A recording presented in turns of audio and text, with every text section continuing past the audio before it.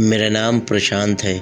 मैं बहुत परेशान था। मुझे कुछ समझ में नहीं आ रहा था कि मैं इस परिस्थिति से कैसे निपटूं। मैं अपनी माँ से बहुत प्यार करता हूँ, किंतु मेरी पत्नी और बच्चे मेरी माँ से बहुत दूर भागते थे, क्योंकि मेरी माँ की एक आँख नहीं थी, साथ ही उनकी कमर भी झुकी थी। वैसे वो अपना सब काम खुद कर लेती हैं, किंतु फिर भी मेरी पत्नी और बच्चों के लिए वो हमेशा खटकती हैं। दादी, आप ऊपर के कमरे में जाओ, मेरे दोस्त आ रहे हैं। मेरे बेटे राहुल ने बड़े बेरुखी से कहा, पर बेटा मैं तो यहाँ बहुत दूर बैठी हूँ। माँ ने बहुत प्यार से कहा, नहीं, आप उनके सामने मत रहो, वो मुझे चिढ़ाते हैं। राहुल ने ज़ोर से डांटते हुए कहा, क्या हुआ राहुल, क्यों चिल्ला रहे हो? मेरी पत्नी नीलम ने किचन से ही आवाज़ लगाई। देखो ना माँ, ये दादी यहीं डाइनिंग रूम में बैठी हैं और मेरे दोस्त आ रहे हैं, राहुल ने शिकायत भरे लहजे में कहा। माँ जी, आप ऊपर चली जाओ, क्यों हम लोगों को लजवाती हो? नीलम ने बेटे का पक्ष लेते हुए कहा। बेचारी माँ चुपचाप उठकर जीने के सहारे से ऊपर जाने लगी। कमर झुकी होने के कारण उन्हें ऊपर चढ़ने में बहुत परेशानी हो रही थी, लेकिन वो पूरी ताकत से ऊपर की एक अकेले कोने वाले कमरे में जाकर बैठ गईं। मैं बाजू के कमरे से सब सुन रहा था। मुझे कष्ट हो रहा था कि मेरी माँ को अपमानित होना पड़ रहा है, किंतु मैं असहाय था। अगर मैं कुछ कहता तो पत्नी और बच्चे मेरा विरोध करने लगते थे। मेरे घर में हमेशा ऊंचे घराने के लोग आया जाया करते थे। मेरे बेटे के दोस्त भी सब हाई क्लास के थे। चूँकि मैं एक प्रशासनिक अधिकारी था, मेरा सामाजिक स्तर बहुत ऊंचा था। मेरी ससुराल भी एक ऊंचे घराने में थी, इसलिए मैं चुपचाप इसी तरह हर दिन अपनी माँ को अपमानित होते देखता रहता था। रात को मेरी पत्नी ने मुझसे कहा, देखो जी, अब कुछ करो। कल कलेक्टर साहब की पत्नी आई थी। माँ जी अपनी देसी धुनधारा में उनसे मिली।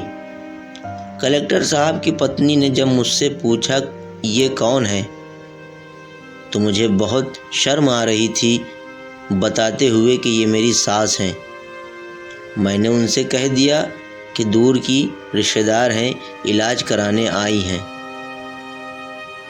अपनी पत्नी की ये बात सुनकर मेरा दिल करा कि मैं ज़ोर ज़ोर से रोने लगूं, किंतु फिर भी मैं चुप रहा। मुझे समझ में नहीं आ रहा था कि मैं क्या करूं। मेरी माँ मेरी मजबूरियों को अच्छी तरह से जानती थी और अपने बेटे को कोई परेशानी ना हो, इसलिए वो हर बात को चुपचाप सह लेती थी। मैं बहुत उदास रहने लगा। एक तरफ परिवार और सामाजिक स्तर पर जीने की प्रतिबद्धता थी, तो दूसरी तरफ मेरी माँ। अगर माँ को चुनता हूँ तो परिवार मुझसे दूर चला जाएगा। अगर परिवार को चुनूँ तो माँ को कौन संभालेगा? मेरे लिए ये फैसला कर पाना बहुत मुश्किल हो रहा था। मेरी समझ में नहीं आ रहा था कि मैं क्या करूं। आखिर माँ से मेरी ये हालत देखी नहीं गई। एक दिन माँ ने मुझसे कहा, प्रशांत, बहुत दिन हो गए हैं, मैं अपने गांव जाना चाहती हूँ, मुझे वहाँ पहुँचा दो, यहाँ मेरा मन नहीं लग रहा है। फिर मैंने अपनी माँ से कहा, लेकिन माँ, वहाँ तो कोई नहीं है, तुम्हारी देखभाल कौन करेगा? मेरी पत्नी तो मानो मौका ढूंढ रही थी कि किस तरह से माँ जी को घर से निकाला जाए। बस वो कुछ कह नहीं पा रही थी।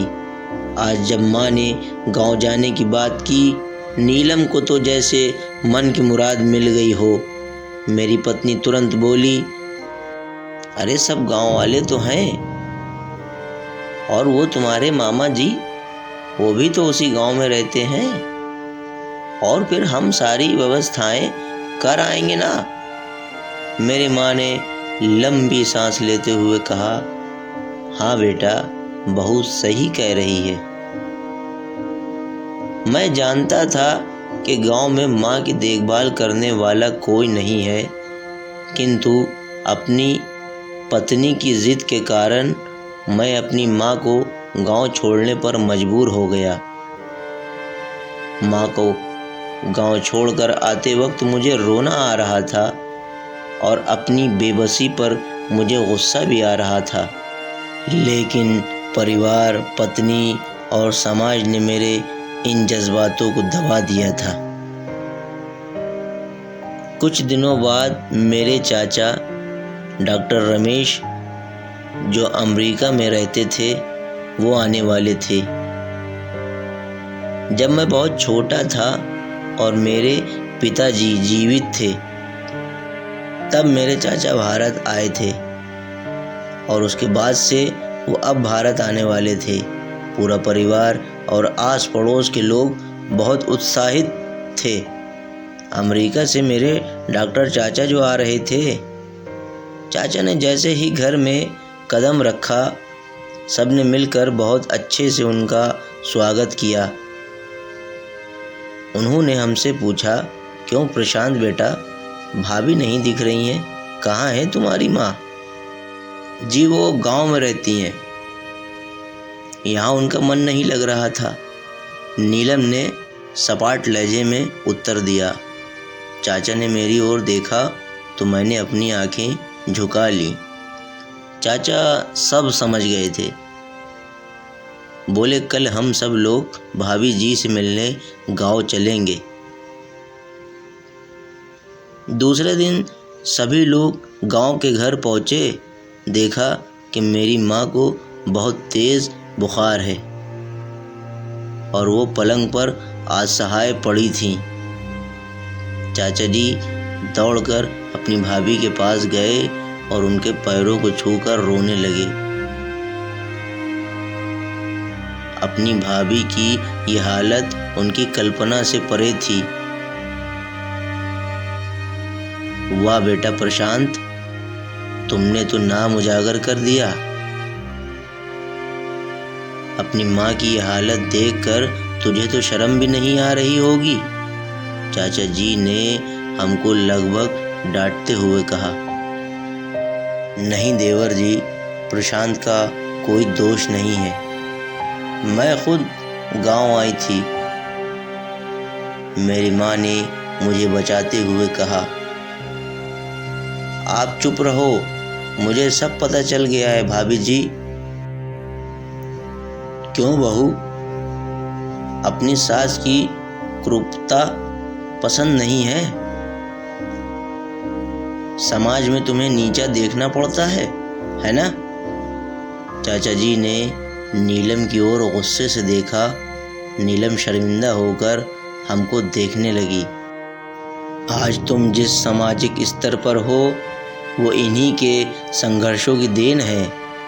और बेटा प्रशांत, तुम्हें शायद मालूम न हो कि बचपन में जब तुम 1 साल के थे, तब छत से नीचे गिरने के कारण तुम्हारी एक आंख फूट गई थी और तुम्हारी रीढ़ की हड्डी में भी समस्या थी। तब तुम्हारी इस क्रूर माँ ने अपनी एक आंख और अपना बोन मेरो तुम्हें देकर इतना सुंदर स्वरूप दिया था।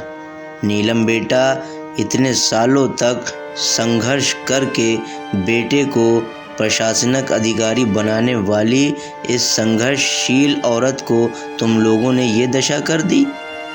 तुम्हें ईश्वर कभी माफ़ नहीं करेगा। मेरे चाचा की आंखों से आंसुओं की जलधारा बह रही थी। मेरे चाचा ने मेरी माँ से कहा, भाभी अब आप मेरे साथ अमेरिका चलेंगी, यहाँ इन स्वार्थी लोगों के बीच नहीं रहेंगी। चाचा जी ने जो ये राज बताया, उसके बाद तो हमको यही लग रहा था कि मुझसे ज़्यादा पापी इंसान इस दुनिया में और कोई नहीं है। मैं दौड़ता गया और अपनी माँ के कदमों से लिपट गया। माँ, मेरा अपराध अक्षम्य है। मैं जानबूझकर चुप्पी साधे रहा, आपका अपमान करवाता रहा। अब सिर्फ आप ही उस घर में मेरे साथ रहोगी और कोई नहीं। मैंने आग्नेय दृष्टि से अपने पत्नी और बच्चों को देखा। नीलम को भी बहुत पश्चाताप हो रहा था, किंतु उसकी हिम्मत नहीं हो रही थी कि वो मेरी माँ से आंखें मिलाए। माँ ने नीलम की मन स्थिति को समझकर उसको पुचकारते हुए अपने पास बुलाया और मुझको डांटते हुए कहा, खबरदार जो मेरी बहू को मुझसे अलग करने की कोशिश की तो तुझे ही घर से बाहर निकाल दूंगी। नीलम और बच्चों ने माँ के पैर पड़ते हुए अपने व्यवहार से माफ़ी मांगी और माँ के हृदय ने सबको माफ़ कर दिया। उम्मीद है कि आपको ये कहानी पसंद आएगी। इसी तरीके की और कहानियों को सुनने के लिए चैनल को सब्सक्राइब करें, वीडियो को लाइक करें।